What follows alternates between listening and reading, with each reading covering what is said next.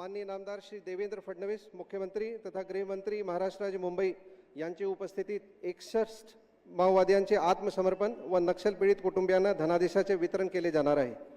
गेल्या काही कालामध्ये गडचिरोली पोलीस दलाने राबविलेले प्रभावी माओवाद विरोधी अभियानामुळे सन 2021 पासून आतापर्यंत 140 माओवाद्यांना अटक करण्यात आली असून 81 माओवाद्यांना पोलीस दलासमोर आत्मसमर्पण केले आहे। तसेच सन 2021 पासून एकूण 93 जहाल माओवाद्यांना कंठस्थान घालण्यात आले आहे। या प्रभावी माओवादी विरोधी अभियानामुळे उत्तर गडचिरोली माओवादापासून मुक्त झाला असून माओवाद गडचिरोली जिल्ह्याचे सीमावर्ती भागातच बंद। त्या दृश्य आपण पाहतोय शिवालयातली उद्धव ठाकरे यांचा ताफा या ठिकाणी पोहोचलेला आहे शिवालयामध्ये। तर काही क्षणात आता राज ठाकरे सुद्धा पोहोचतील। तर दुसरी दृश्य गडचिरोलीतली आहे। मुख्यमंत्री देवेंद्र फडणवीस यांच्या उपस्थितीमध्ये भूपती या नक्षलवादाचं आत्मसमर्पण, ज्याच्यावर कोटी रुपयांचं पारितोषिक लावण्यात आलेलं होतं। अगदी थोड्याच वेळात या ठिकाणी शिवालयाच्या परिसरात राज ठाकरे यांचा देखील ताफा दाखल होईल। शिवतीर्थ इथून गेल्या 15 ते 20 मिनिटांपूर्वी राज ठाकरे यांचा ताफा निघालेला आहे। तर दुसरी दृश्य मुख्यमंत्र्यांच्या गडचिरोलीतल्या कार्यक्रमाची। महाराष्ट्राच्या मुख्यमंत्र्यांसमोर शरण येतोय माओवादी।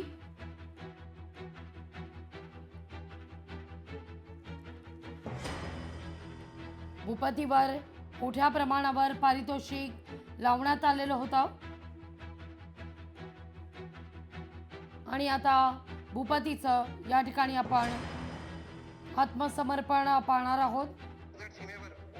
भूपती तेलंगणात दाखल सुद्धा होता। तेलंगणात होता भूपती। महाराष्ट्राच्या मुख्यमंत्र्यांसमोरच शरण येण्याची भूपतीची अट होती अशी देखील माहिती मिळतीये।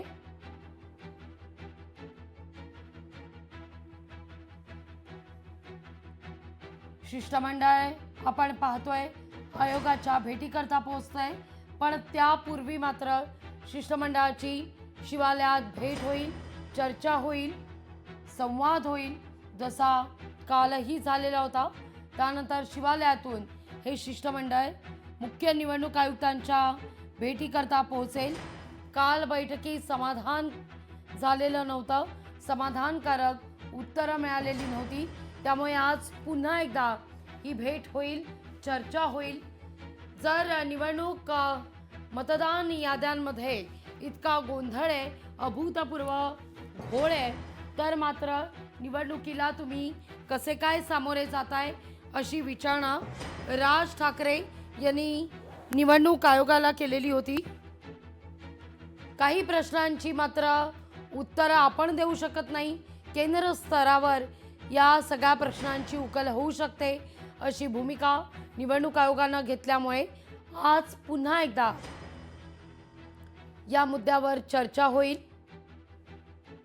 बैठक होईल। मवी आणि मनसेचं शिष्टमंडळ आज पुन्हा एकदा आयोगाला भेटणार आहे। काल निवेदन सुद्धा या ठिकाणी सादर करण्यात आलेलं होतं विरोधी पक्षाकडून। या निवेदनात अनेक महत्त्वाच्या मुद्द्यांचा खरं तर उल्लेख करण्यात आलाय। मुळात जर आपण उद्देश पाहिला तर निवडणूक यंत्रणेवरील विश्वास दूर करणं,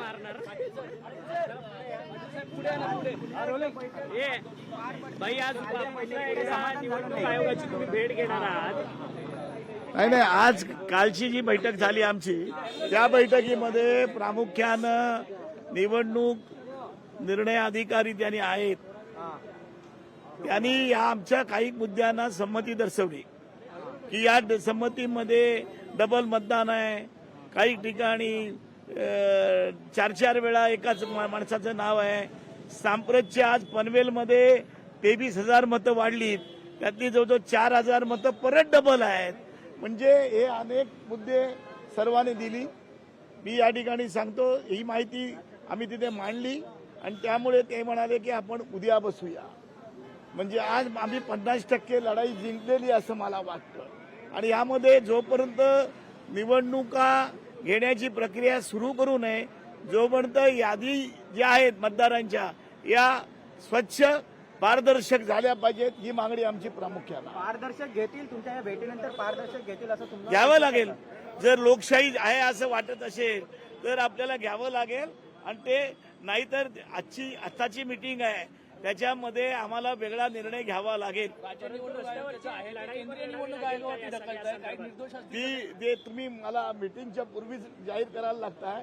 पण त्याचे आक्रमकरित्या राज ठाकरे हे स्वतः याच्यामध्ये आक्रमक आहेत. त्यांनी प्रभावीपणे आपली बाजू त्या ठिकाणी काल मांडली.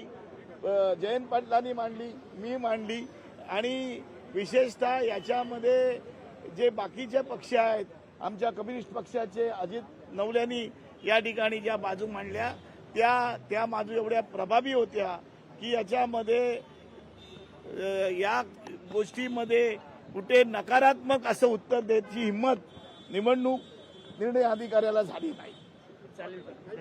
आणि तुम्हाला जे अभिप्रेत आहे त्याच्यासाठी मीटिंग आहे. पुढे कुठे स्टेप घ्यावे लागेल.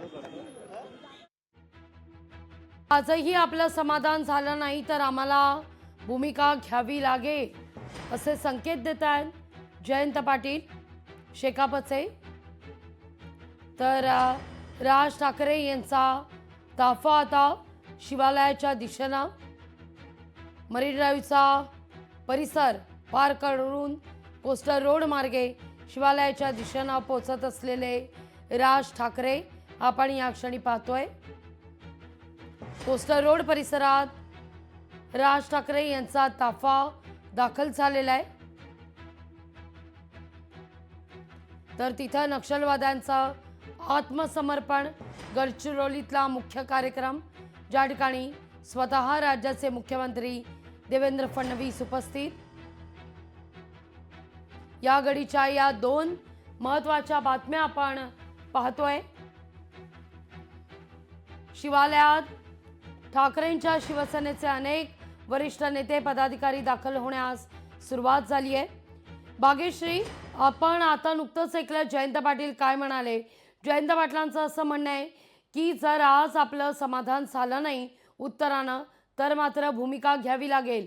काय नेमकं चाललंय मनसे आणि मवियाच्या मनात?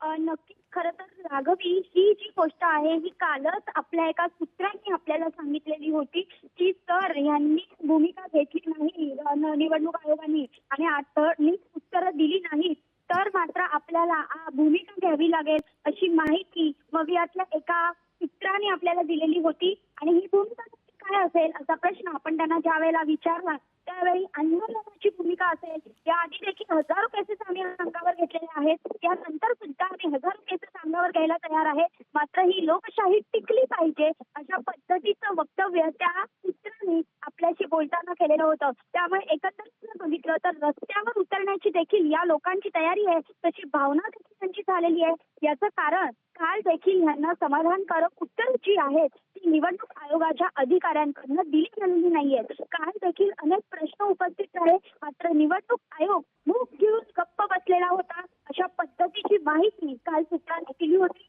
आणि आज देखील आपण बघतोय की आज पुन्हा त्यासाठी चर्चा करायला दुसरा दिवस त्यांनी निवडला.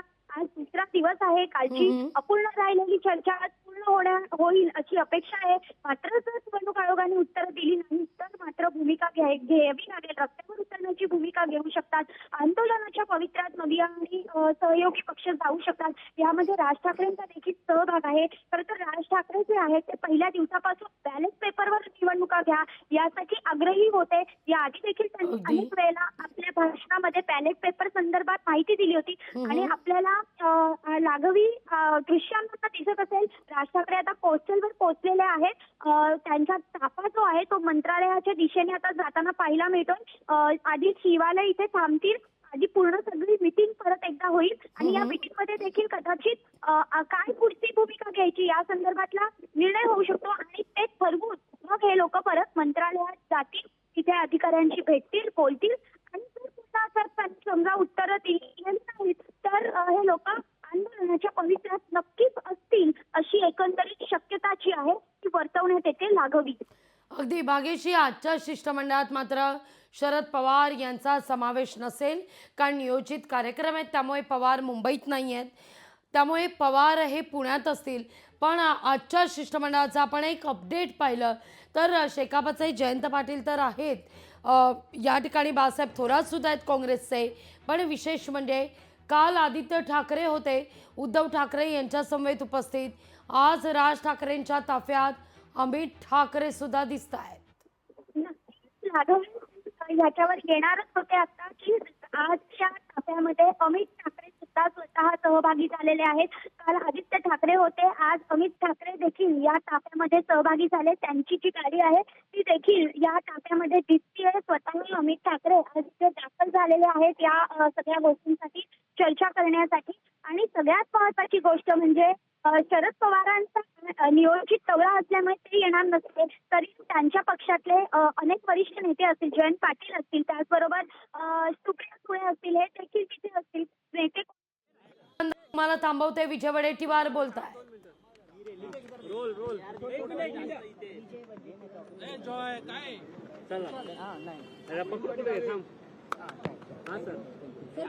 सर पुन्हा एकदा तुमच्या निवडणूक नाही. आयुक्तांसोबत बैठक आहे. काल झालेल्या भेटीनंतर समाधान किंवा समाधानकारक उत्तर मुख्य राज्याच्या निवडणूक आयुक्ताकडून मिळालेलं नाही. जो प्रचंड घोळ आहे याद्यामध्ये, डुप्लिकेशन आहे, बोगस नोंदणी आहे, ज्याचा घराचा पत्ता सुद्धा नाही ते सुद्धा त्या ठिकाणी नोंदणी झालेली नावं, अशी खूप नावं आहे. मग या संदर्भात पारदर्शकपणे निवडणुका व्हाव्यात. जसं राहुलजी गांधींनी म्हटल्याप्रमाणे की हे ओढचोरीचा प्रमाण आणि त्या ओढचोरीतून मतचोरीतून जो फायदा उचलला जातो आहे आणि त्यामध्ये निवडणुकीच्या मध्ये पारदर्शकता दिसत नाही, म्हणून मतदार याद्या अगदी अद्यावत आणि सदोष व्हाव्यात, त्यामध्ये कुठेही घोळ दिसू नये अशी आमच्या सर्वांची मागणी आहे. आणि त्यासाठी आजच्या भेटीमध्ये यावर चर्चा होणार आहे. निवडणूक अधिकारी म्हणतात आमच्या हातात काही नाही. असं आहे, निवडणूक याद्या पूर्णतः जो राज्य सरकारने दिलेला, केंद्र सरकारने दिलेला प्रोग्राम असेल तरी त्यामध्ये असलेले घोळ काढायचा, काय त्रुट्या असतील दूर करायच्या, त्या याद्या एकदम पूर्णपणे पारदर्शी असाव्यात, अशा भूमिका, अशा निर्णय घेण्याचा अधिकार त्यांना आहे. आता त्यावरच खरी चर्चा आहे, आता बैठकीमध्ये ते ठरेल. सर, पण बूथ कॅप्चरिंग असेल किंवा मतदार याद्यांमध्ये घोळ असेल, या सगळ्या संदर्भात एकही गुन्हा जो आहे तो निवडणूक आयोगाकडनं दाखल केला जात नाही अद्याप देखील. नाही, म्हणूनच आता हे सर्व जे काही आहे हे इडीमिडी चिप्पी चोळी, काय म्हणते त्याला, चुपी चोळी, काय ते चोरी, असं तो सगळा प्रकार आहे. एकामेकाशी मिळून केलेले संगणमताने केलेला हे सगळा प्रकार आहे का, हाच तर आमचा आरोप आहे. निवडणूक आयोग का पडतोय, पळ का काढत आहे, ते कुणाच्या पाठिंब्यावर बघा. निवडणूक आयोगाचं काम हे अगदी पारदर्शी असलं पाहिजे. हे कुणालाही यामध्ये आतापर्यंत निवडणूक आयोगांच्या भूमिका या एकदम स्पष्टपणे कुठल्याही बाजूला, कुठल्याही पक्षाला त्या कधी पूरक राहिल्या नाही. पण दुर्दैवानं म्हणावं लागतं की देशामध्ये या सगळ्या निवडणुका प्रक्रिया आणि या सगळ्या प्रक्रिया पार पाडण्याचे काम हे जे चुकीनं होत आहे, एवढंच माझं मत. लोकशाही मराठी ऐका, पहा, जागरूक रहा.